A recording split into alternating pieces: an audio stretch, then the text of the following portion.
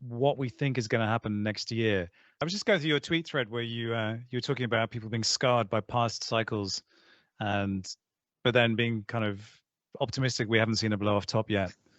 Yeah, so if I look at the structure of the market, it started diverging from the previous patterns of 2017 and Bitcoin 2013, which was interesting because they were kind of completely mirroring it, and then it started changing.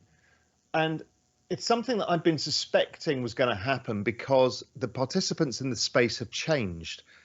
And everybody in it from the past, when it was purely retail, haven't got their heads around this. So what happens at the end of the year is, firstly, there's the tax stuff that we know, and that's probably usually been the tipping point for crypto after it's had the huge run at the end of the year. But significantly, institutions tend to rebalance portfolios. So they will rebalance to go back to their weighting. Let's say their weighting was 1% or 2%.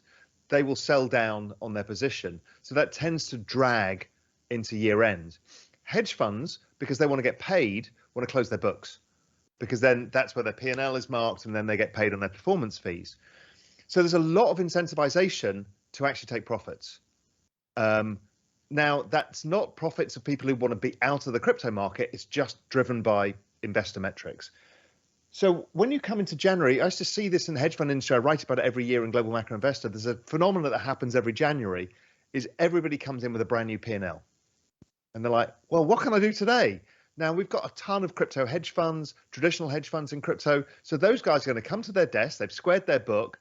What are they going to do? They're going to buy crypto.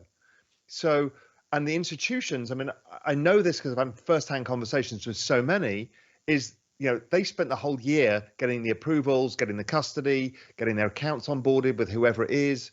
And then the next step is, well, our mandates for 2022.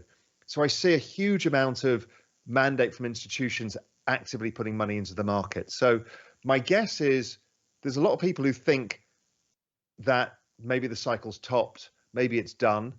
I think it's a temporary phenomenon. It probably absolutely rips, and it may rip from kind of next week when most of the institutional guys have gone home. And we see that often in financial markets, because then what happens is it's very thin liquidity and there's a bit of a panic to get into the positions, and that usually goes through. So I think next year is probably stronger in the first half of the year than anybody imagines, because everyone thinks it should have finished now at the end of the year, because that's previous cycles. And I think that, and I've talked about this before, I think the ETH 2.0 is going to be the big driver of the market this time. And I'm sure it's going to be buy the rumor, sell the fact. Now, I know that people who are locked or staked for ETH2, there's a period of time where they can't sell.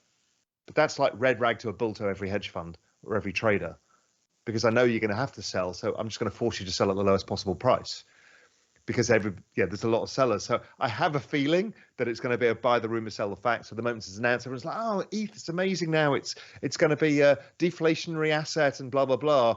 And the market's going to puke because everyone realizes there's a bunch of people who are locked into the position and can't do anything about it. So that's that's my mental framework. Could be completely wrong. I think it's stronger first half of the year than anybody imagines. And the structure of these markets change. And then I think it probably suffers a bit, and that would also suffer with probably withdrawal of liquidity from the Fed and others as well. So then you get the double negative withdrawal of liquidity from markets and this change of structure because of the ETH2, which I think will be a larger driver of the cycle than the Bitcoin halving was. Yeah, we've always worked on the thesis that more sophisticated crypto capital would fly to stables and then start playing in DeFi, but we now have this kind of negative headwind around stable coins. I'm actually really excited about the open metaverse, about where we're going to get this amazing vortex that I believe DeFi is the kind of heart of. It's the financial engine that drives all this development around, building in NFTs and games developers, plus identity and who we are, and working from home, all these kind of things. That is very cultural, very relevant, and inevitably is going to be in the news every other week, thanks to Mr. Zuckerberg. So it gives us a point of entry to talk about what we need to talk about, and it gives us a pantomime villain to act against, because we've been missing one. I miss Jihan Wu. Where is Jihan? Where is he? Where's Craig Wright? We just haven't had them. I think that's probably what we've been missing. Maybe I should nominate Raoul as next year's pantomime villain. I also a think particularly good villain. I'm not very good at that, but I also believe that we're going to see a PFP from an NFT project make a run for president. I believe we will see that. They won't go. They won't go anywhere, but I think it's going to happen. That's like the Monster Raving Loony Party in the UK, if you remember. Screaming Lord Such. Screaming Lord Such. Yeah. Now that's a reference that I haven't heard in a long time. And what a beautifully weird and bonkers note to end on. Raoul, Camilla Russo, thank you so much for joining me for this.